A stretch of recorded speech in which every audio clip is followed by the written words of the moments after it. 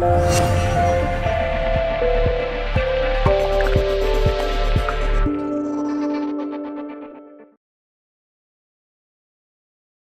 nosso próximo convidado é formador e ativista ecossocial.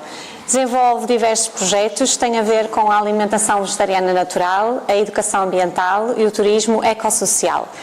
Ele é membro da Casa da Horta, que é uma associação cultural que desde já vos recomendo. Tem um restaurante vegetariano ali na Ribeira, espetacular. Eu sou frequentadora e posso-vos recomendar, vale a pena, a comida é espetacular mesmo.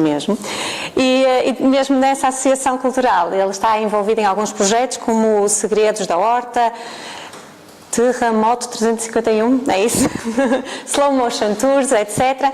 E depois na área do desenvolvimento pessoal, também é uma pessoa que dinamiza o projeto Pedro Jorge Pereira, tem o nome dele, desenvolvimento integral. O que ele pretende é providenciar a cada ser ferramentas e estratégias de autoconhecimento para o seu próprio desenvolvimento pessoal. Por isso, para falar sobre o encontro entre a nossa essência e a autenticidade, temos presentes, e agradeço uma salva de palmas então para o Pedro Pereira.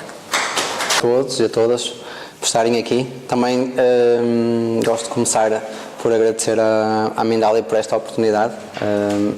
Antes disso, desta oportunidade específica, pela iniciativa de terem organizado esta conferência e também por todo o trabalho que têm vindo a desenvolver, que ainda está numa fase inicial em Portugal, mas que acredito tem imenso potencial e também depende de cada um de nós apoiar e permitir que este tipo de projetos cheguem a mais pessoas. Já fizeram uma pequena apresentação do meu trabalho, portanto eu trabalho em diferentes áreas, esta é uma delas, digamos assim, o desenvolvimento integral. Inicialmente tinha pensado fazer uma apresentação PowerPoint, mas como normalmente acabo por prolongar demasiado quando tenho um PowerPoint, sendo o tempo relativamente curto, vou fazer uma palestra no molde mais tradicional de uma palestra, por assim dizer. Venho então aqui falar-vos um pouco sobre aquilo que podemos definir como autenticidade. E só este termo assusta um pouco, não é? No fundo, o que é isto? O que é autenticidade? Mas mais do que vos vir aqui dar uma resposta ou respostas e dizer-vos o que é autenticidade, na realidade aquilo que eu vos venho dizer é que a autenticidade ou a busca da autenticidade é essencialmente um processo. É um processo que demora porventura a vida toda. Isto porque nós vivemos em sociedade, não é? E vivemos em sociedade já de uma forma ancestral, praticamente desde os tempos que somos caçadores-coletores, vivemos em tribos, por assim dizer. Atualmente, como vivemos numa sociedade muito segmentada e também a muitos níveis muito individualizada, acabamos por não ter tanto essa noção ou essa percepção que vivemos em sociedade. Porque um dos traços ou uma das características mais marcantes da sociedade moderna, das sociedades industrializadas, da sociedade capitalista, é precisamente o valor do individualismo. Toda a própria comunicação, a comunicação social, a própria comunicação publicitária foca-se muito nessa mensagem do indivíduo. E então acabamos por perder um pouco essa percepção e essa noção de interligação com o meio que nos rodeia e nomeadamente com os seres que estão à nossa volta. Mas a realidade é que apesar desse princípio, digamos assim, ou desse valor ser muito propagado, na realidade um dos principais dramas, por assim dizer, ou um dos principais medos que todos nós temos, de uma forma ou de outra, de uma forma mais consciente ou inconsciente, é o medo da solidão. Não é por acaso que inclusivamente é cada vez mais frequente a situação de pessoas que são encontradas mortas em casa, passados não sei quantos dias depois de terem morrido, porque essencialmente viviam sós. E se perguntarem, nomeadamente, quanto mais nos aproximamos do momento em que teoricamente as probabilidades de morrermos são maiores, ou seja, é algo que vai aumentando com o avançar da idade. Um dos principais medos de qualquer pessoa, sobretudo lá está quando uma faixa etária mais avançada, porque normalmente quando somos jovens são questões que não nos colocamos assim tanto, é precisamente o medo da solidão, o medo de estarmos sozinhos. Por outro lado, apesar de termos um pouco essa ideia, ou dessa ideia se tornar mais evidente com o avançar da idade, ou seja, quando chegamos à terceira idade, na realidade ela está subjacente praticamente desde que nós nascemos. Se nós analisarmos um pouco antropologicamente, não é muito difícil perceber este mecanismo. No fundo, quando estava a falar da questão dos caçadores-recoletores, o facto de alguém ser renegado ou ser expulso da tribo praticamente significava eliminar qualquer possibilidade de sobrevivência. Ou seja, nós vivíamos em tribos, havia uma divisão das tarefas, no fundo, no grupo, e era praticamente impossível alguém viver de uma forma isolada, não é? Ou podia viver, mas à partida as probabilidades de sobrevivência, que normalmente já não eram altas, tornavam-se ainda mais diminutas. Atualmente as coisas são muito diferentes, não é? As coisas acabam por nos surgir de uma forma quase miraculosa, não é? Apesar de tudo, apesar de poder haver situações de dificuldade económica, apesar de todos os desafios que se colocam, a verdade é que, sobretudo se estivermos a falar nas sociedades em que nós vivemos, que são as sociedades industrializadas, à partida já é difícil encontrar alguém a morrer à fome, aqui no primeiro mundo, não é? Evidentemente que se formos para o terceiro mundo a realidade é completamente diferente, mas falando aqui na nossa situação em particular, à partida ninguém morre de fome, por assim dizer. Então, à partida, esse género de necessidades mais fundamentais, ou seja, no fundo, se estamos a falar das necessidades biológicas, como seja o alimento, como seja a habitação, como seja termos acesso à água, por exemplo, que é algo que para nós é banal, porque vamos ali, abrimos uma torneira, temos água aqui a 5 metros, mas há pessoas que precisam de percorrer 50 km para ter acesso, se calhar, a 100 ml de água. Simplesmente para beber, nem sequer se coloca a questão de desperdiçarem água, por exemplo, a tomar banho, porque é um luxo, não é? Para a realidade dessas pessoas. Mas então, isto para dizer que para nós, apesar de uma forma ou de outra, esse conjunto de necessidades mais básicas estarem de alguma forma asseguradas, a realidade é que há todo um outro conjunto de necessidades, e isto, quem teve alguma formação, por muito elementar que fosse na área da psicologia, todos conhecem mais ou menos a pirâmide de Maslow, por exemplo, mas se nós estivermos a falar de necessidades de ordem afetiva ou de ordem emocional, na realidade elas são tão ou mais importantes que as necessidades biológicas. É evidente que se tiver fome, não é? Vou sentir num período de tempo muito curto, não é? Se eu tenho fome à partida em 3, 4 horas, não é? Não consigo estar 3, 4 horas sem comer, sem sentir essa necessidade biológica, mas na realidade, no fundo, todos nós procuramos afeto, todos nós procuramos esse sentido de pertença que no fundo está gravado no nosso subconsciente coletivo. Ou seja, no fundo ninguém gosta de sentir rejeitado, ninguém gosta de sentir excluído. E então isto leva-nos um pouco mais diretamente à questão da autenticidade.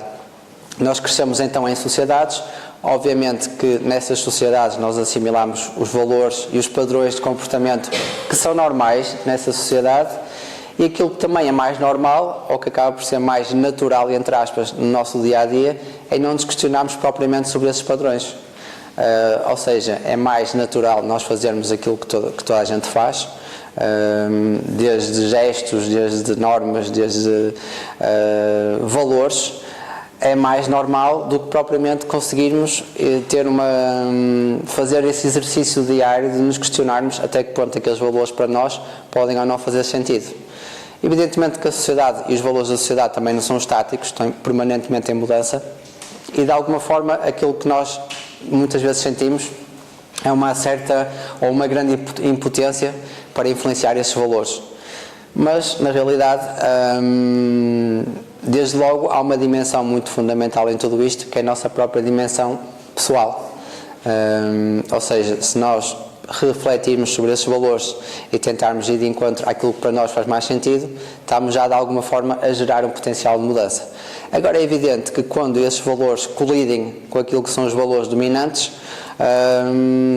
há uma tendência de alguma forma para nos sentirmos rejeitados e para sermos colocados também de parte. Isto poderia dar aqui 1 milhão de exemplos, seja uma questão, por exemplo, de orientação sexual, se calhar atualmente já não tanto como algumas gerações atrás, mas se alguém tem uma orientação sexual que não seja heterossexual, vai se sentir rejeitado, e a maior parte das pessoas que têm esse tipo de orientação ainda têm dificuldade em assumir, ou têm extrema dificuldade em expressar no dia-a-dia, por exemplo, se estão com um companheiro ou com a companheira no meio de outras pessoas, sentem um enorme desconforto. Outro tipo de situações, se calhar não tão extremas, mas como por exemplo dizem-nos que é errado espreguiçarmos-nos. Estamos numa conferência, se estivermos aqui, por exemplo, todos juntos e alguém se começa de repente a espreguiçar, toda a gente vai ficar a olhar para aquela pessoa e vai dizer algo que mal educado, está para ali a espreguiçar-se, não é? Na realidade, se nós observarmos, por exemplo, os animais, não é? Os animais, digamos, irracionais, uma das primeiras coisas que fazem imediatamente após acordarem, se olharmos, por exemplo, quem tem gatos, não é? sabe perfeitamente, a qualquer hora, mas especialmente quando acordam.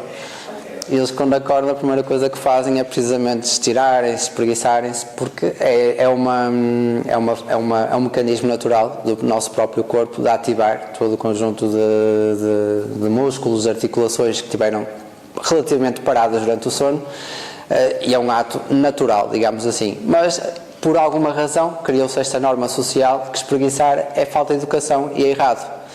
Então, da mesma forma que existe esta situação em relação ao espreguiçar, existem muitas outras situações sobre as quais, na maior parte dos casos, nós nem refletimos. Simplesmente uma coisa tão simples como está um dia de sol, estou a passear no jardim e apetece-me deitar na relva, por exemplo. E então, se calhar, mas vai parecer um bocado mal e tal, vou-me deitar ali na relva, vão ficar a olhar para mim. Subconscientemente, no fundo, esta preocupação com o que os outros pensam sobre nós está sempre aqui. Está sempre aqui e demora anos, se quisermos décadas, se quisermos a nossa vida toda, a ir gradualmente se construindo. Obviamente que isto não significa nós também tornarmos hedonistas ou egoístas e não termos qualquer consideração pelo que os outros possam pensar ou sentir, mas simplesmente é não colocar isso como a primeira prioridade da nossa vida. Porque muitas vezes quando estamos a fazer, quando estamos simplesmente a seguir aquilo que é o padrão de normalidade, estamos de facto a afastar-nos da nossa própria autenticidade. E no fundo, o melhor exemplo porventura que nós podemos ter de quem consegue ser mais autêntico, ou de quem pode ser um mestre na nossa vida, no fundo, nisso, no que é a autenticidade, são as próprias crianças. Porque quanto mais próximo estamos, no fundo, dessa etapa, desse momento em que nascemos, menos fomos de alguma forma formatados pela sociedade e fomos de alguma forma bombardeados por esses padrões. Também não estou com isto a dizer que todos esses padrões são negativos e que temos que rejeitar tudo aquilo que nós somos e que aprendemos enquanto seres sociais. Simplesmente é interessante, e se calhar esse é o desafio que se pode tornar um objetivo de vida para cada um de nós, é precisamente de tentarmos ir ao longo da vida fazer essa triagem daquilo que realmente, dos valores, dos padrões de comportamento, dos hábitos que são úteis e que nos servem, e dos outros que, pelo contrário, só nos prejudicam ou não estão a contribuir em nada, no fundo, para a nossa própria felicidade. Isso passa, evidentemente, por todos os capítulos da nossa vida. Passa pelo âmbito das relações, passa pelo âmbito da questão profissional, passa pelo âmbito das relações não só amorosas, mas também a nível familiar. Muitas vezes um dos maiores fatores de pressão, um dos maiores meios de pressão é precisamente a família. Quando nós crescemos num ambiente em que se espera de nós um determinado comportamento, que nós sigamos determinada profissão, que nos comportemos de determinada forma, que porventura pertencemos a determinada classe social, é uma pressão muito forte e um dos meios para uma das realidades relativamente às quais para nós é mais difícil e mais doloroso, no fundo, de sermos rejeitados é pela nossa própria família. Então é logo um dos meios onde à partida é mais difícil lidar com essa busca, eventualmente pela diferença, ou por essa busca pela nossa própria autenticidade. Esta semana, por exemplo, vi um vídeo muito interessante, depois também podem, eu não deixei aqui os contactos, mas se pesquisarem no Facebook ou mesmo na internet por Pedro Jorge Pereira Desenvolvimento Integral, acho que facilmente vão encontrar depois a página. Se não, depois também podem deixar ficar o vosso contacto. Eu normalmente tenho sempre uma folha para deixar ficar os contactos, mas tive doente e estes 2 dias não consegui imprimir. Pronto, são as circunstâncias da vida que também temos que aceitar. Mas então estava a dizer que vi esse vídeo que achei muito inspirador e muito interessante. Portanto, basicamente foi uma espécie de uma experiência social em que nos Estados Unidos puseram uma piscina com bolas, daquelas que normalmente se vê naqueles parques infantis, e convidavam as pessoas que iam a passar, adultos, não é, a saltarem para a piscina. Inicialmente, claro que a reação da maior parte das pessoas foi assim de choque, não é? Mas estes tipos estão-se a passar, agora vou saltar para uma piscina com bolas, já não sou nenhuma criança.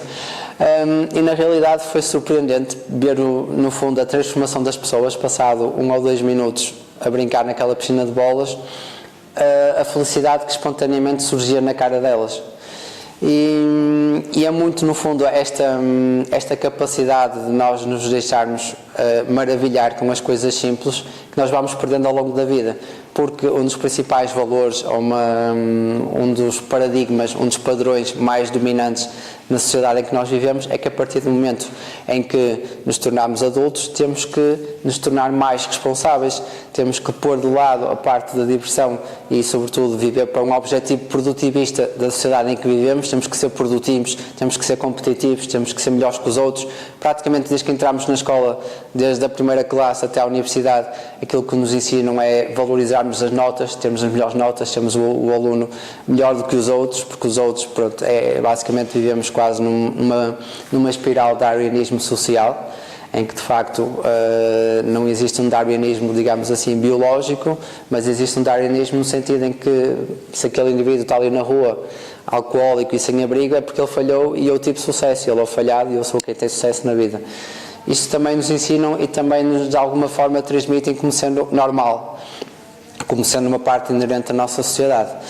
Mas na realidade nós acabamos muitas vezes por viver quase e crescer toda a nossa vida com este medo de falhar, e temos sempre exemplos que nos lembram e que nos recordam do que significa falhar.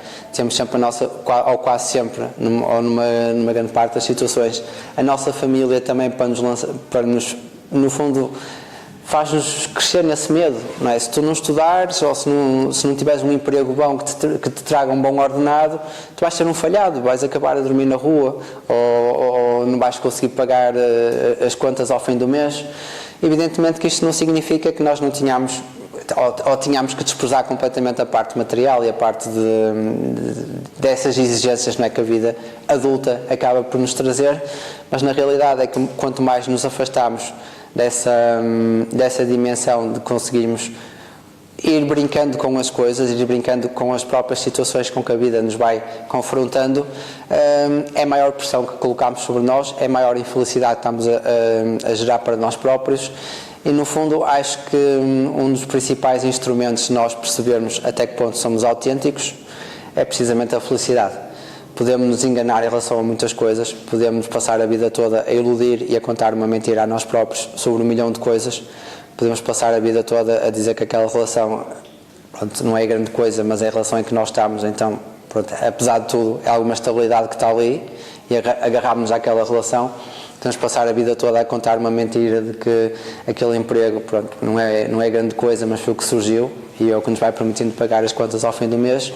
Mas em relação à nossa própria felicidade interior, dificilmente podemos mentir a nós próprios, porque quando não estamos bem, quando não somos verdadeiramente felizes, é por demais evidente interiormente, por muito que nós consigamos encontrar todo um conjunto de distrações e de entretenimentos, ou seja, já não podemos brincar numa piscina de bolas, mas se calhar podemos ir passar umas férias 15 dias a um resort turístico qualquer, com o dinheiro que andamos a juntar o ano todo, e durante 15 dias somos aparentemente felizes e depois entretanto voltamos para a realidade, mas pronto, brincámos durante 15 dias e o resto do ano todo simplesmente vivemos para trabalhar, vivemos na maior parte dos casos para seguir no fundo aqueles padrões que nos impingiram e que se calhar muito pouco daquilo realmente faz sentido para nós, se nós verdadeiramente nos questionarmos.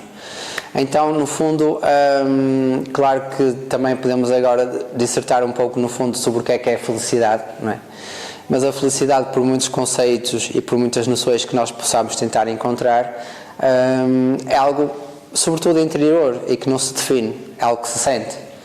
É algo que se sente e que quando não estamos a ser felizes, digamos assim, ou quando não estamos a viver de forma coerente com aquilo que verdadeiramente nos traz felicidade, mais tarde ou mais cedo essa infelicidade vai se manifestar em muitas dimensões, inclusivamente da própria dimensão física, inclusivamente na somatização daquilo que muitas vezes são doenças, que nós tentamos encontrar todo um conjunto de explicações científicas, mas que na realidade muitas vezes estão muito mais subjacentes a questões emocionais do que propriamente físicas.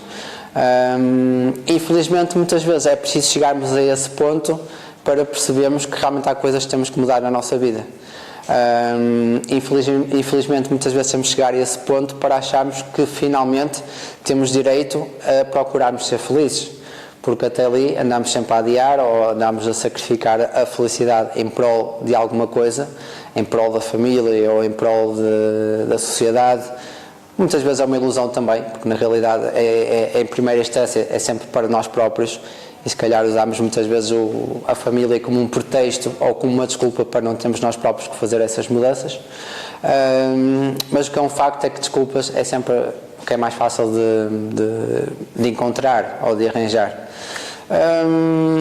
Eu não sei, pronto, há muitas outras ideias que gostava de passar, mas o tempo também é curto. Eu não sei se calhar se ainda temos tempo para uma ou outra pergunta ou... Sim?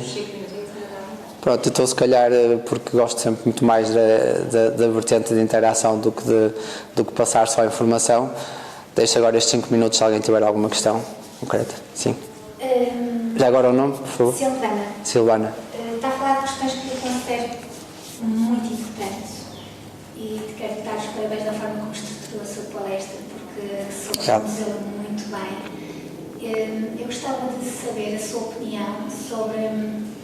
E aqui não é uma pergunta que eu considero fácil, porque isso está pano para mangas, sobre a evolução da consciência das pessoas linkadas àquilo que acabou de dizer. Se considera que as pessoas estão mais despertas para esse género de temáticas e de que forma vê essa evolução? Eu pessoalmente, e claro que é só uma perspectiva pessoal, não consigo dar propriamente uma resposta linear. Acho que em todas as épocas há avanços e se calhar há retrocessos. A muitos níveis eu diria que há avanços, não é? Há uma maior consciência, uma maior aceitação dessas diferenças. Por exemplo, há pouco dei o exemplo da questão da orientação sexual, mas podia falar de outras questões. Por exemplo, nós que vivemos em Portugal e num país no qual tivemos cerca de 5 décadas de fascismo, de uma forma de pensamento extremamente fechada e de rejeição daquilo que se divergia, no fundo, do que era o pensamento dominante, é evidente que houve uma evolução positiva no sentido em que há maior diversidade, há uma maior aceitação da diferença, desde logo pelo próprio aspecto das pessoas, não é?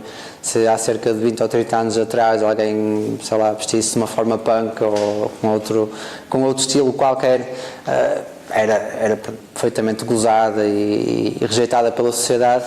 Hoje em dia, acho que as diferenças a esse nível acabam por ser mais aceites e mais toleradas, não é? A palavra tolerada também é uma palavra, uma vez li algo do Agostinho da Silva muito interessante, que ele achava que a palavra tolerância, ao tolerar, tinha quase como um pressuposto de arrogância. É quase, eu tolero-te, pronto, faço-te o favor de tolerar, e não um pressuposto de igualdade. Mas pronto, de facto acho que existe se calhar uma maior capacidade, no fundo, de vivermos numa sociedade mais multicultural e mais diversificada. É evidente que as conquistas também nunca são absolutas, não é? E também não é por acaso, por exemplo, que em muitos países da Europa estão a voltar fenómenos como o próprio fascismo. A intolerância muitas vezes acaba também por se manifestar em certas sociedades há um fechar e um caminhar para um certo conservadorismo. Então, no fundo, pronto, acho que é importante de alguma forma vermos aquilo que de positivo tem acontecido, e isso permite talvez dar-nos algum alento naquilo que são as mudanças que nós acreditamos que são importantes para a sociedade. Por outro lado, também temos de ter a consciência que é importante haver um certo sentido de abnegação, fazermos as coisas e procurarmos essa autenticidade sem necessariamente termos expectativas demasiado elevadas em relação aos resultados. Acho que, acima de tudo, há um enorme desafio, que é o nosso próprio desafio. Não é? Se nós conseguirmos realmente, já dizia o Gandhi, não é? Se a mudança queres ver no mundo. E pode parecer uma fase simples, mas na realidade é um processo de toda a vida. Era um bocado aquilo que comecei por dizer inicialmente. Eu próprio sinto que não sei sequer se estou a meio do processo de ser mais autêntico, não é? Então, no fundo, é um processo e, eventualmente, depois aquilo que podemos conseguir de positivo com contagiar os outros ou de mudar a sociedade em que estamos inseridos, ótimo. Tudo aquilo que vier de positivo, ótimo. Mas se estivermos à espera de resultados, o mais certo ou o mais provável vai ser de desanimarmos e de sentirmos desmotivados. Trabalha connosco, não é? Como? trabalho essencialmente connosco, que depois vai se repercutir na sociedade à volta. Começarmos A com... autenticidade interna. Sim. Sem subestimar, claro, que todo o trabalho fundamental que é importante fazer na sociedade que estamos inseridos. Sim. Muito obrigada. Obrigado pela questão.